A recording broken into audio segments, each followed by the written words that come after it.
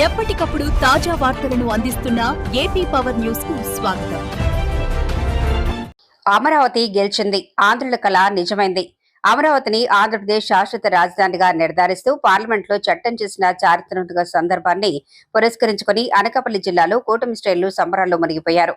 Anakapalli ring రోడ్లోని Janasena party కార్యాలయంలో MLA Kodathala Ramakrishna ఆదేశాల మేరకు ఏర్పాటు చేసిన ప్రెస్ మీట్ లో జిల్లా ఇన్ఛార్జ్ మంత్రి కొల్లు రవీంద్ర పాల్గొన్నారు.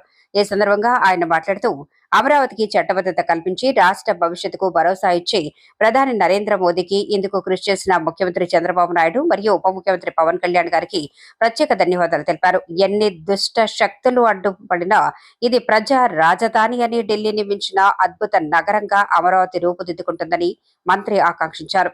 పార్లమెంట్ లో ఉన్న 41 పార్టీల్లో ఒక్క వైసీపీ మినహా మిగిలిన 40 పార్టీలు అమరావతికి అండగా నిలవటం మనందరి విజయమని ఆయన స్పష్టం చేశారు. ఈ భారీ కార్యక్రమాన్ని తక్కువ సమయంలో విజయవంతంగా నిర్వహించిన జనసేన ఇన్ఛార్జ్ రామ్కేని మంత్రి ప్రత్యేకంగా అభినందించారు. ఈ కార్యక్రమంలో APU FIDC chairman Peela Govinda Satyanarayana, TDP జిల్లా అధ్యక్షులు బత్తుల తాతయ్య బాబు, గౌరవ కార్పొరేషన్ చైర్మన్ మల్లా సురేంద్ర, బీజేపీ జిల్లా అధ్యక్షులు ద్వారపురెడ్డి పరమేశ్వరరావు, మాజీ ఎమ్మెల్సీ బుద్ధ నాగం జగదీష్ తదితర నేతలు పాల్గొన్నారు. అనంతరం జనసేన కార్యాలయం నుండి త్రివర్ణ పతాకంతో భారీ అభినందన యాత్ర నిర్వహించి కేక్ కట్ చేసి దీపాలు వెలిగించి కూటమి నాయకులు మరియు కార్యకర్తలు, మహిళలు అధిక సంఖ్యలో ఘనంగా సంబరాలు జరుపుకున్నారు.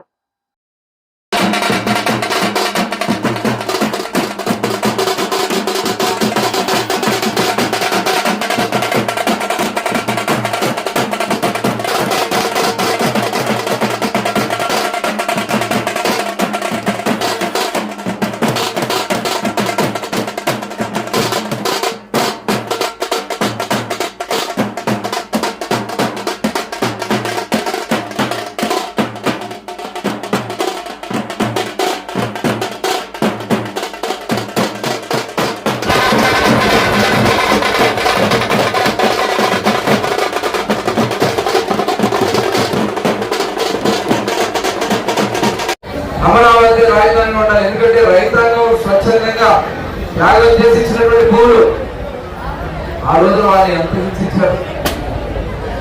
కనీసం దేవాలయానికి వెళ్ళడానికి వెళ్తా ఉంటే ఆడబిడ్డల పొద్దు అడుగుల మీద తగినటువంటి విధానాన్ని మనం చూసాం. రక్తాలు కాలే విధంగా ఆడబిడ్డల మీద చేసిన దౌర్జన్యాన్ని చూసాం. కానీ న్యాయస్థానంలో ఆ రోజు ఇచ్చినటువంటి తీర్పు అమరావతి రాజధానిగా ఆ రోజున వాళ్ళందరూ కూడా ఒప్పుకున్నారు కాబట్టి, భూములు ఇచ్చారు కాబట్టి అమరావతి ఆంధ్ర రాష్ట్ర రాజధాని చెప్పి న్యాయస్థానం ఇచ్చింది. న్యాయస్థానం కూడా లెక్క చేయకుండా ఒక దుర్మార్గమైనటువంటి కార్యక్రమాలు చేయడానికి ప్రయత్నం చేశారు. కానీ ప్రజలు తీర్పిచ్చారు. 175 స్థానాల్లో 164 స్థానాలు కూటమికి ఇచ్చి అమరావతి రాజధాని అని చెప్పి ప్రజలందరూ కోరుకున్నటువంటి రాజధాని అమరావతి. ఈ అమరావతికి ఎప్పుడు ఎటువంటి ఇబ్బంది రాకుండా ఉండడం కోసం మొన్న అసెంబ్లీలో మనం తీర్మానం చేశాం. కనీసం వచ్చి దాని మీద మాట్లాడే ధైర్యం లేదు జగన్మోహన్ రెడ్డి. ఎందుకు ఆయనకి కడుకోమంట అమరావతి రాజధానిగా ఉంటే చూడలేడా? అక్కడికి రా.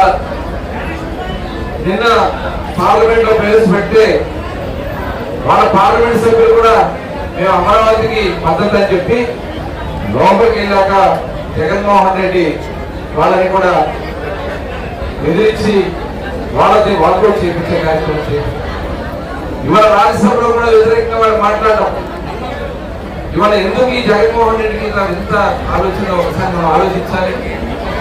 డెఫినెట్ గా ఇవాళ ఆంధ్ర రాష్ట్రానికి అమరావతి శాశ్వత రాజధాని. ఇది ఎవరు కూడా మార్చలేదు. ఆంధ్ర రాష్ట్ర ప్రజల గుండె చప్పుడు ఆంధ్ర రాష్ట్ర ప్రజల రాజధాని అమరావతి అనేది. ఇవాళ అభివృద్ధి వికేంద్రీకరణ జరుగుతూ ఉంది. ఉత్తరాంధ్రకి ప్రాజెక్టులు వస్తా ఉన్నాయి. గూగుల్ డేటా సెంటర్ వచ్చింది. మొన్ననే ఆర్సిలర్ మెటల్ కంపెనీ వచ్చినాయి. ఇవాళ రాయలసీమ ప్రాంతానికి కూడా ఇరిగేషన్ ప్రాజెక్టులు వెళ్తున్నాయి. పోలవరం పనులు చేసుకుంటాం. అమరావతిలో కోటం కానీ ఏర్పాటు చేసుకుంటున్నాం. రాయలసీమలో ఆటోమొబైల్ కానీ ఎలక్ట్రానిక్ సిటీస్ కానీ రాబోతున్నాయి. రాష్ట్రం మొత్తం కూడా అభివృద్ధి జరుగుతుంది. పోర్టులు వస్తా ఉన్నాయి. ఇవన్నీ కూడా ఒక అద్భుతమైనటువంటి రాజధాని అమరావతితో ఆంధ్ర రాష్ట్రం ఏర్పడతా ఉంది.